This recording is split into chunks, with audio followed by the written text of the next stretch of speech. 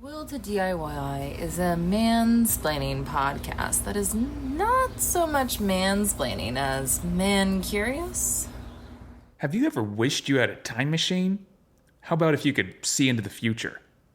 Wouldn't that make you a better person and just solve all your problems? Well, of course it would, writer. Quit asking dumb questions. Recently, I watched Dark on Netflix and I re-listened to Dune, but I was also re-listening to Man's Search for Meaning. And instead of sort of just consuming this sci-fi, I've been looking at it as a philosophical framework, and both of these series get at some really huge questions, like how much agency do we have, or is our fate destined? Can we will ourselves to a different fate? And does having technology or power help us be better, happier people? Part 1. So my little epiphany lately that I recently had, I'm sure everyone else figured this out in 8th grade, is that technology allows the rewriting of mistakes, especially time travel tech, right? And this seems to sort of negate the best in humanity. It actually makes people worse. So the most basic moral quandary becomes, you would have to be a monster to have a time machine and not go back and kill baby Hitler and then baby Mussolini and, hold on, well, let me just give you a list of babies to kill because you're such a good person. So time travel, or basically any technology, social media, allows increased agency.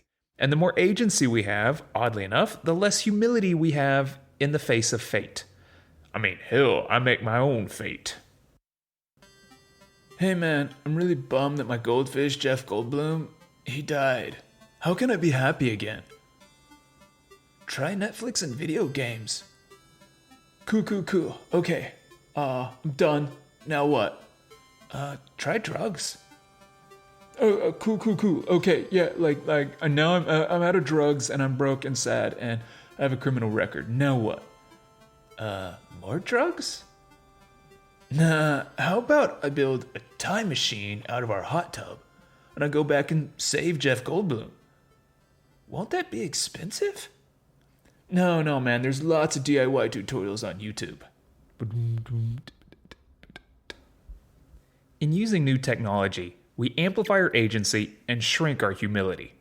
And perhaps we shrink our humanity along the way. I mean, really, you cease to relate to people and you begin to relate to your agency. But it isn't actually your agency. It's the seduction of technology.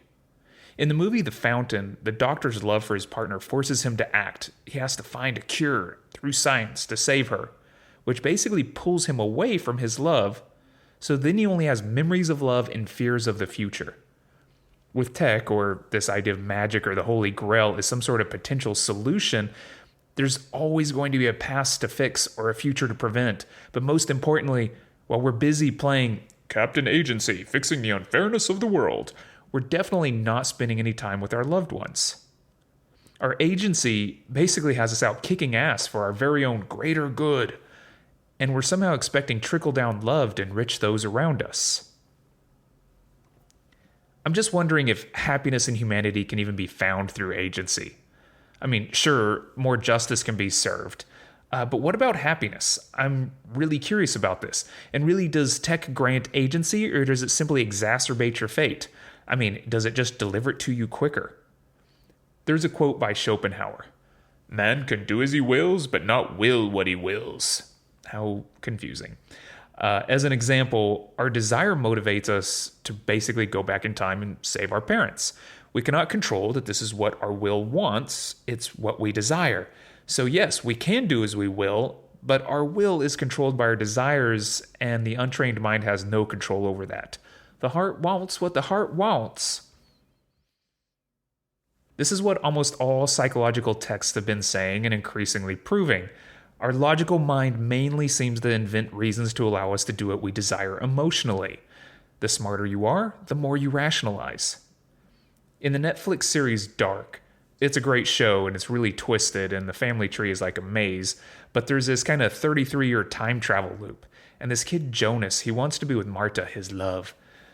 But in returning to a previous world, he continually runs into complications. Most of them are set up by his future self. This other version of himself, the older version, has different insights and motivations. He has different desires. And as Heraclitus would say, He is not the same man, and this is not the same river of time. No, he wouldn't say that. Anyway, Jonas, this younger version of himself, he knows that he's going to do horrible things in the future, and he's appalled and confused by this, but oddly, for some reason, committing murder becomes reasonable over time. His once loving compassion becomes twisted and abstracted into this ideology. It's a purpose, it's a meaning now, and his instrumental reasoning to achieve his will, it makes him monstrous. His goal is now beyond human. It's about the principle of the thing. And to save all humanity, oddly, humans himself become disposable. And let's not forget, it really is all of his striving. It's his actions. It's not just the wanting of the thing. It's his increased agency due to this time traveler technology that encourages him not to accept the world as it is. And if we're just emotional children, as Schopenhauer would seem to say, and we can't control what we will, and we can't understand desire and its consequences, then our ability to do as we will with these new tech toys is inevitably going to end up in willful action. Rather than taking time for some sort of examination or acceptance, forget painful lessons in personal growth. We must fulfill our desire, we must perform our agency, and we must enact our will, and we must do it all now. You never see a time travel movie where someone gives up the power to time travel. Then they'd quit breaking the world and we'd have nothing to watch. So man, I'm back from 1986. I totally saved Jeff Goldblum. 1986? I thought your goldfish died last week. Yeah, well, the time travel machine sort of misunderstood my desire. And I went back and saved the actual Jeff Goldblum from being in the movie The Fly. How'd you do that? Well, I got the role instead. Jeff Goldblum is now like a mattress salesman or something. Wait, what? You're now your own idol? Yeah, dude, I am the new Goldblum. Do I look taller? So wait, Jeff Goldblum never became famous. So what's your goldfish's name? Benedict Cumbersplash, of course. Part 2. So no big surprise, but in the West, our solution to relieve pain, find happiness, and fix the world all comes through scientific discovery, harnessing the powers or the chemicals of the universe. And this is all rather than using our minds. We have somehow harnessed serotonin and dopamine and hacked human behavior, and still most of us are less happy now than we ever have been in the last 50 years. I'll put a link to this in the notes section. Yet our pursuit of this pleasure principle has led to an increase in depression, addiction, and aggression. We are suffering, and oddly enough, we feel like we shouldn't be, and we're somehow ashamed of it, and we have no way to make that suffering ennobling or meaningful. So we're kind of left in this existential vacuum. As Frankl would say, we now have the means, but no meaning. Now, Eastern religions, with things like meditation, have been saying forever that we're way too busy listening to the voices in our head. Our fixation with the past, constantly reliving it and judging ourselves by it, and planning or worrying about the future. These are the causes of our suffering. The advice of the ancients is to live in the present. It's to grow from pain. You don't avoid it or deny it. Don't let your feelings control you. They're all just temporary and probably not the best version of you. And you need to forgive others. We all mess up. The point is to be humble when good fortune or luck shines on you, because to claim you deserve anything, that's just another illusion. Basically, a monk prevented with a time machine, he would walk away. Unless it was a movie, and then he'd time travel and kick some ass and fall in love and maybe even realize capitalism ain't so bad. Dude, what happened to your face? Dude, Benadryl tennis match hit me in the face, man. He totally primered me. What? Like in the movie Primer? I time jumped to steal his role as Sherlock Holmes so I could be the new benefit Velcrosnatch or something.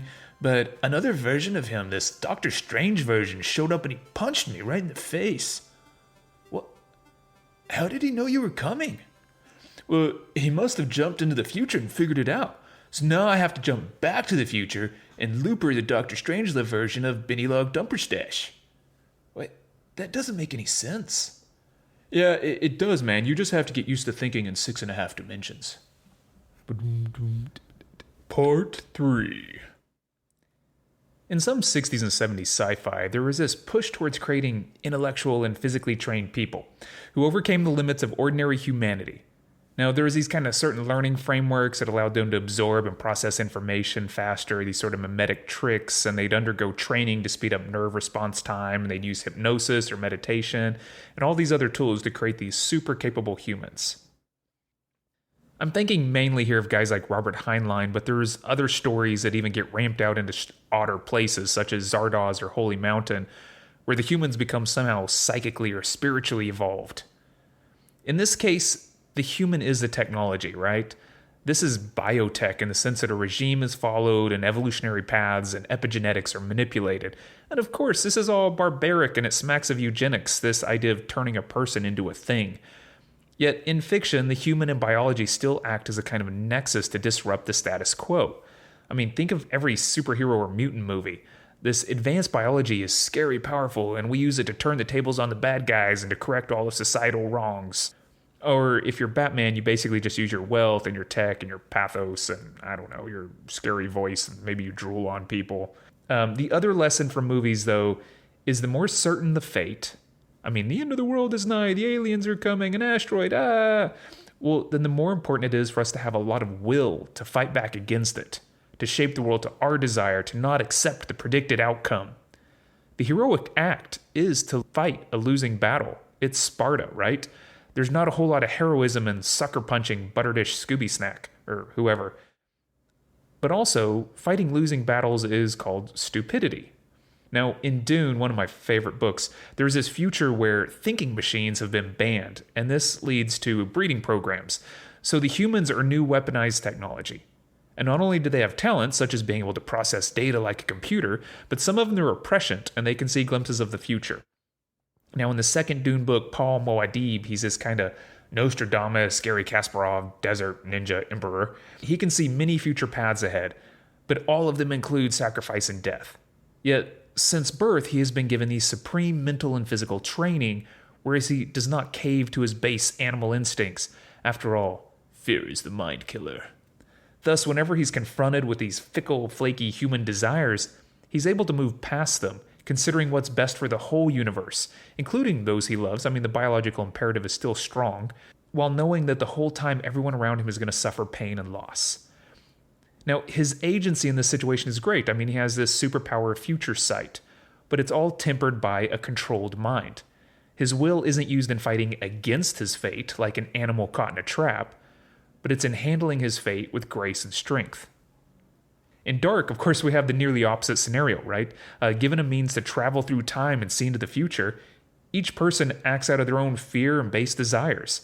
Their youthful passions, once tender, shift into grand destructive purpose that requires manipulations and betrayals and murder. And of course, all this pain is pitched as somehow necessary for the altruistic salvation of mankind. And what's even funnier is as the characters age, they become these embittered, calcified people, and they just keep bonding other people to their cause through more pain and betrayal and hurt and suffering. And I'm not sure if this is a commentary on old age or just what happens to time travelers, but it's kind of scary. Nietzsche says, "He who has a why to live can bear almost any how." And in Dark, your why, your reason to live, it leads you to kill for love. But in Dune, your why leads you to sacrifice yourself for others. Now, fate is the circumstances that happen to you. Agency is your ability to make change in the world. Now, COVID forcing a lockdown is fate happening to you. You can't control COVID, so your agency is really just left in how you handle yourself. You must find your why so you can bear the how I'm having to live under these conditions, how I'm going to survive.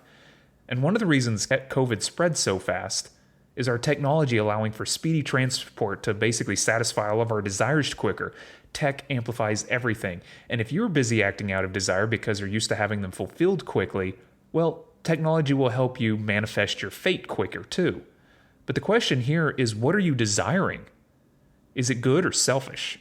And did you just rationalize that it was not selfish, but in fact quite altruistic for the whole world to see my butt more often?